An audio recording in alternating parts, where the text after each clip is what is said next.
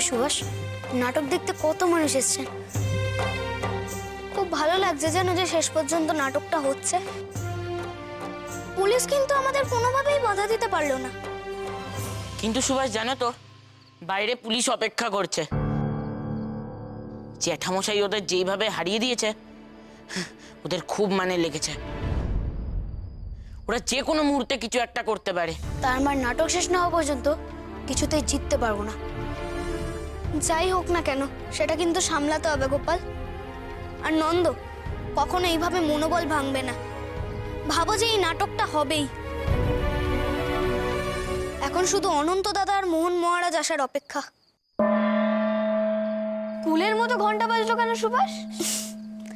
এটা first bell. তোমরা সবাই তাড়াতাড়ি ভিতরে চলো, এরপর আরেকটা ঘন্টা বাজবে আর থার্ড বেলে নাটক শুরু হবে। এসো।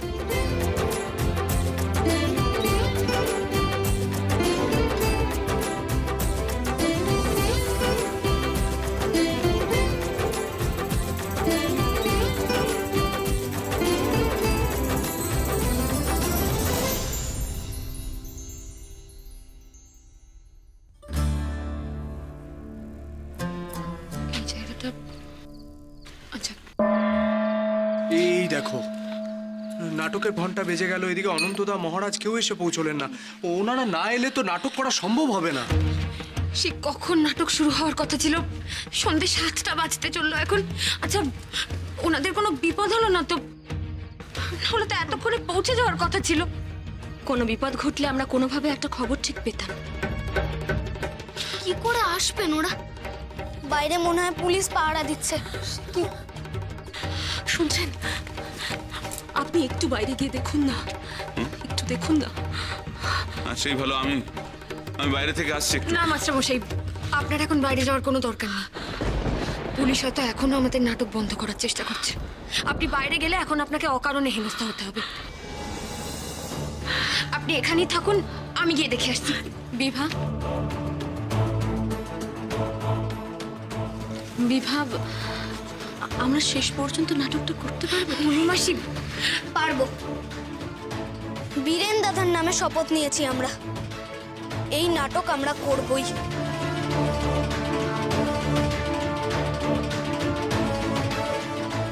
আমি বাইরে গিয়ে দেখছি।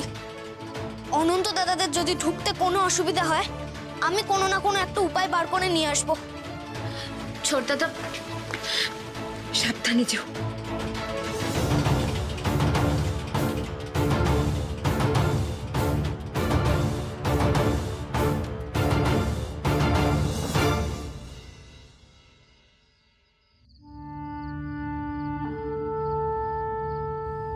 শ্রদ্ধেয় যতীনদা, পত্রের শুরুতেই আমার প্রণাম নেবেন। এই পত্র আপনি পাঠ করবার আগেই হয়তো আমি চলে যাব এই পৃথিবী ছেড়ে অনেক দূরে।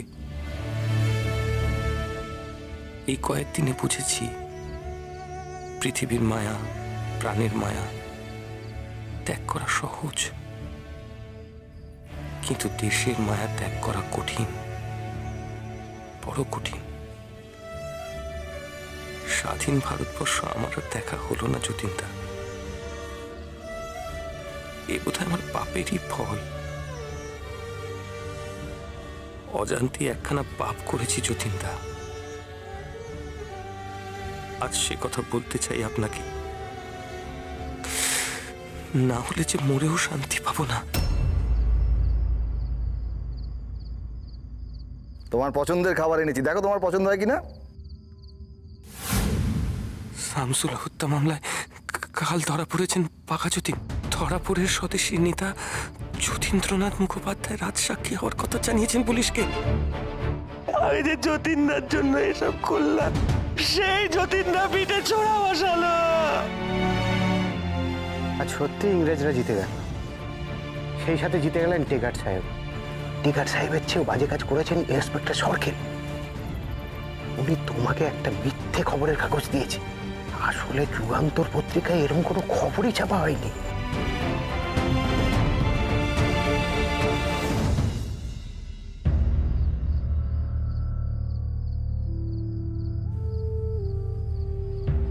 ইতি বীরেন।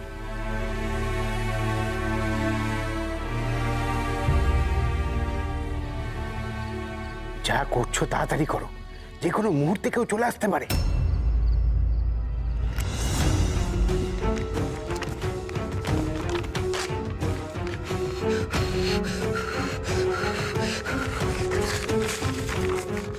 এই চিঠিটা যে করে যতীনটাকে পৌঁছে দিতেই হবে, নইলে যে অপরাধ বোধ আমার হচ্ছে সে পুলিশের অত্যাচারের চেয়েও যন্ত্রণাদায়ক। নিজের জীবনের প্রতি নইলে ঘৃণা ধরে যেত। আমি আপ্রাণ চেষ্টা করব। চেষ্টা নয়, এ কাজ যে করে হোক আপনাকে করতেই হবে। আমি জানি আপনি সহজে যতীনদাকে খুঁজে পাবেন না। এই চিঠিটা আপনি সবসময় আপনার সঙ্গে সঙ্গে রাখবেন, আর দেখা হলে আমার কথা বলবেন। গোয়েন্দা দপ্তর রিপোর্ট দিয়েছে যতীনবাবু এখন কটকেই আছে। কটক পুলিশের কাছে টেলিগ্রামও গিয়েছে। জানি না আমার সাথে দেখা হওয়ার আগে উনি ধরা পড়বেন কিনা।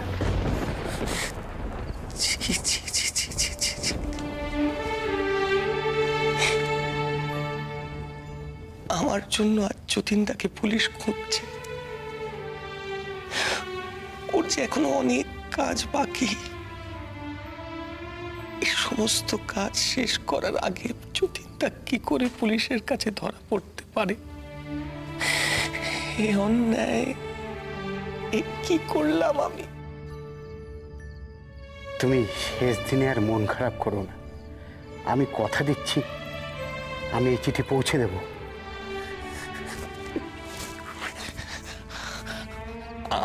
আমার একটা কাজ করে দিতে পারেন? কি কাজ? আমার শেষ ইচ্ছে, শেষবারের মতো একবার এই জেলের কয়েদিদের সঙ্গে আমাকে একবার দেখা করাতে পারেন?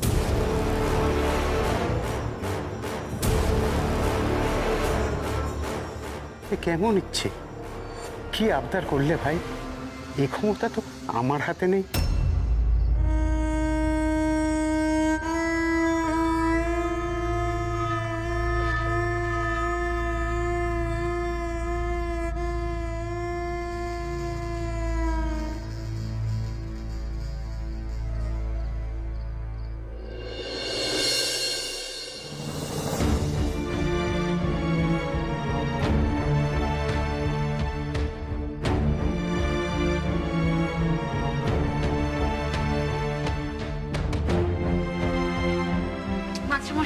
এবার দেখুন তো ঠিক দেখাচ্ছে? হ্যাঁ, এটা আগের চেয়েও বেশি চরিত্রানুগ।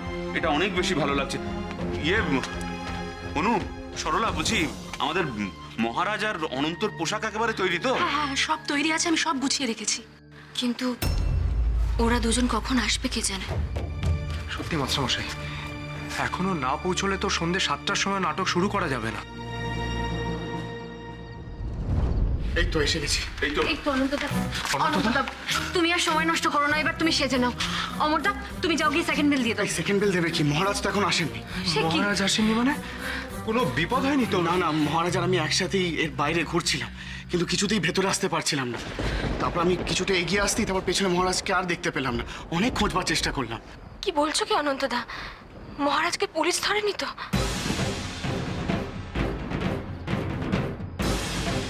না না, পুলিশ ধরেনি। পুলিশ হলে জানতে পারতাম। আসলে দরজার সামনে এত পুলিশ পাহারা দিচ্ছে, সুভাষের জন্য আমি ভেতরে আসতে পারলাম। সুভাষ? সুভাষ কোথায়? সুভাষ এখন পুলিশদের সাথে মিথ্যে ঝগড়া করছে, আর সেই সুযোগে আমি ভেতরে আসতে পারলাম। ও আবার কেন পুলিশের? সর, তুমি যেও না। সুভাষ এখন এই দরজা দিয়ে আসবে না।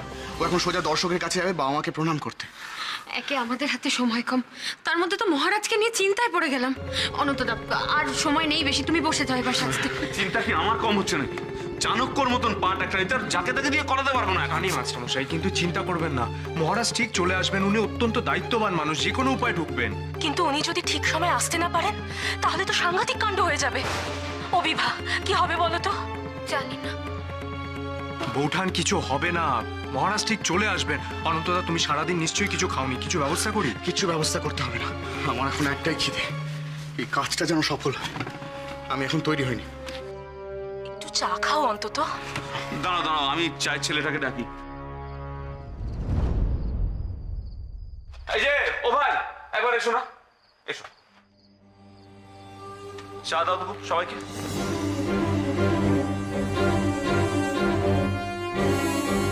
তোমাকে কে চায়ের অর্ডার দিয়েছে? স্যার আমি বাইরে চা বিক্রি করছিলাম, একজন এসে টাকা দিয়ে বললো ভিতরে চা দিতে। স্যার আমি তাকে চিনি না স্যার। মুকুন্দ,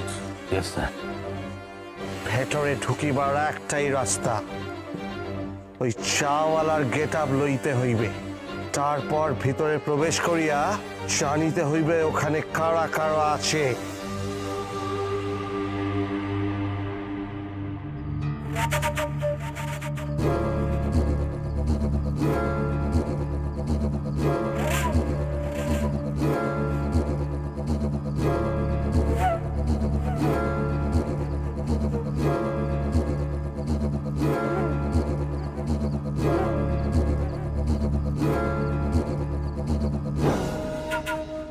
আরো দুবার চা দিয়ে যাবেন। হ্যাঁ, আরো দুজন আসছে। দুজন আসছে মানে? মহারাজ তো আসছেন, আরেকজন কে? আমি। আরে যতীন যে, এসো এসো এসো, দেখো ওকে এসেছে।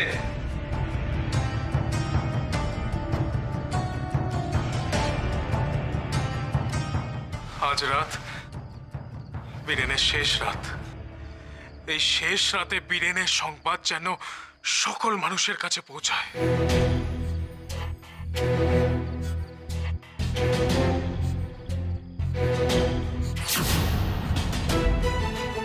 শুনে যেন সকল মানুষের বুকে আগুন জ্বলে ওঠে।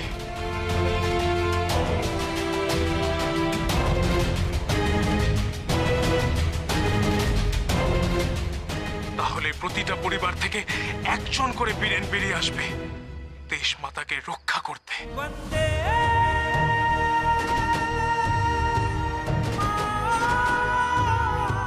যাও, আর দেরি করো না, তোমরা নাটকটা শুরু করো। এই নাটক দেখে তারপর আমি অস্ত্র আমদানির জন্য অগ্রিম দিতে যাব।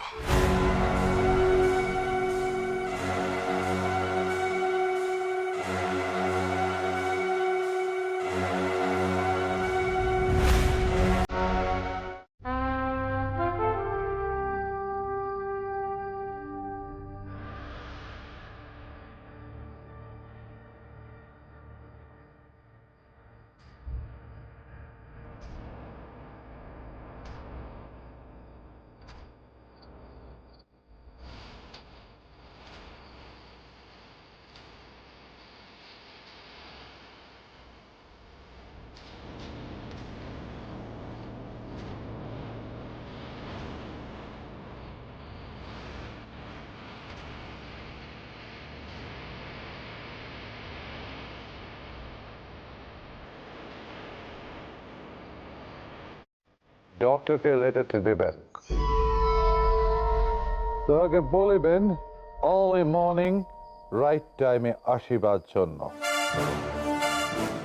আর ওহার ফ্যামিলি মেম্বার্স যদি ফান্সির পর বীরেনের ডেড বডি লইতে আসে, তাহা হইলে পুলিশ প্রোটেকশনে উহা দাহ হইবে।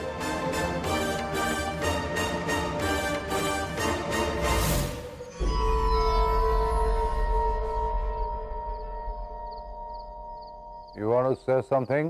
স্যার, বীরেন তার শেষ ইচ্ছে প্রকাশ করেছে আমার কাছে। Last wish. বীরেন দত্তগুপ্তার লাস্ট উইশ ছিল খাবার খাওয়া। তার খাওয়া তাহাকে তাহা দিয়াছিল। সে খাবার তো মুখে তুলতে পারেনি, তখনই তো জানতে পারলো যতীন বেইমানি করেছে।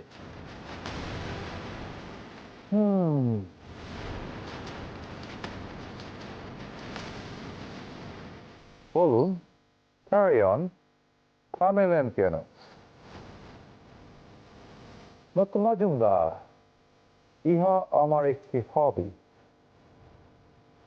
ইহার ভিতর দিয়া অনেক ছোট ছোট জিনিস ধরা পড়িয়া যায়।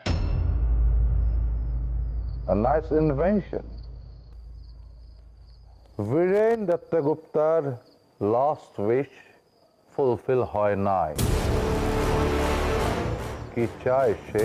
স্যার, শেষবারের মতো জেলের কয়েদিদের সঙ্গে একটু কথা বলতে চাই।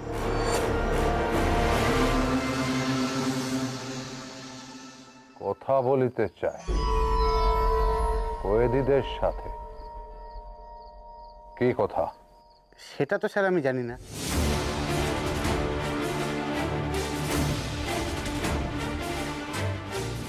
All right. Permission granted. আমি পারমিশন দিলাম। কথা বলাইয়া দিবেন, একটা দিন তো কথা বলবে।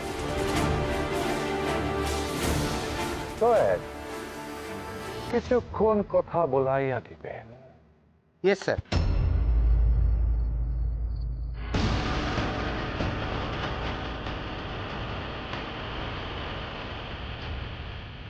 Viren Dattagupta, an emotional fool.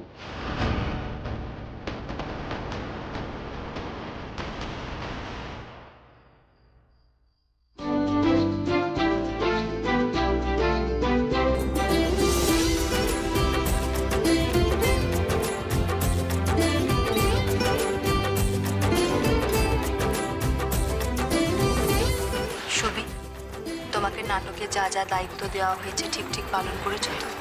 হ্যাঁ মা। সময় তো হয়ে গেছে, এখনো শুরু হচ্ছে না কেন সুহাস? কি করে বলি বাবা, এখনো মহারাজ আসেননি। অনন্ত দাদা একটু আগে ঢুকলো।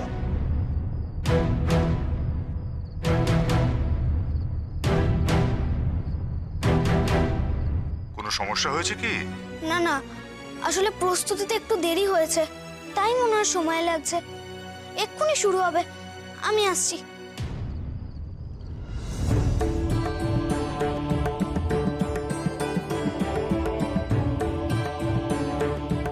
আপনি সুভাষকে এই নাটকের দলের সঙ্গে যুক্ত করে ভালোই করেছেন।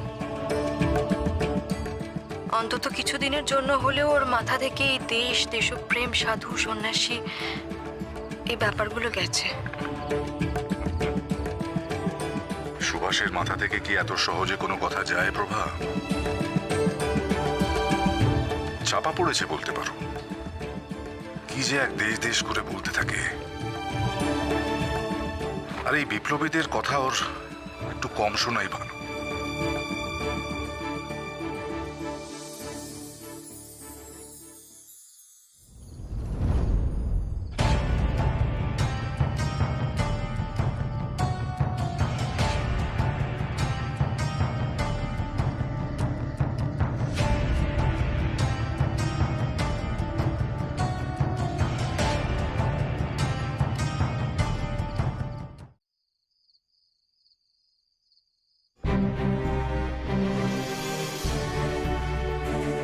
মাস্টারমশাই, নাটকের সময় তো হয়ে গেল। মহারাজ তো এখনো এলেন না। আমার কিন্তু এবার চিন্তা হচ্ছে, মহারাজ গেলেন কোথায়? আমিও তো সেটাই ভাবছি। তো তুমি চিন্তা করো না বড়দিদি, তুমি যে গানগুলো গাইবে সেগুলো মনে মনে অভ্যেস করো। বাকিটা আমি দেখছি কি করা যায়। কিন্তু ছোটদাদা কোথায়? সে তো প্রম্পট করবে। এই তো আমি। আচ্ছা, তুমিও শুনে রাখো, আমাদের দলের একজন সদস্য আছেন। মহারাজ যদি ঠিক সময় এসে না পৌঁছাতে পারেন তাহলে উনিই চাণক্য হবেন। তুমি কিন্তু তাকে প্রম্পট করে সাহায্য করবে। মাস্টারমশাই, এই অবস্থায় যতীনবাবু আমাদের যা নির্দেশ দিয়েছেন তা কিন্তু আপনাকেই পালন করতে হবে। হ্যাঁ মাস্টারমশাই, নাটকের শেষে যতীনবাবু যে নির্দেশ দিয়েছেন তা আমাদের পালন করতেই হবে। যারা এখানে নাটক দেখতে আসছেন তারা অনেকেই জানেন না, সকলের আড়ালে কি বীরত্বের কাজ করে বীরেন দত্তগুপ্ত কাল সকালে ফাঁসির মঞ্চের দিকে হাঁটবে। সেই বার্তা যদি আমরা দেশের মানুষের মধ্যে পৌঁছে না দিতে পারি তাহলে এই নাটক করার কোনো অর্থই হয় না। নাটকের শেষে আমরা চারজন মঞ্চে উঠে এই বার্তা দর্শকদের জানাবো।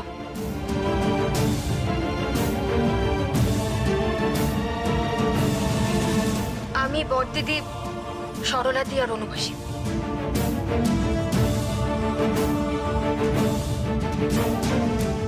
ছোট দাদা, যাও এবার গিয়ে থার্ড বেলটা দিয়ে দাও।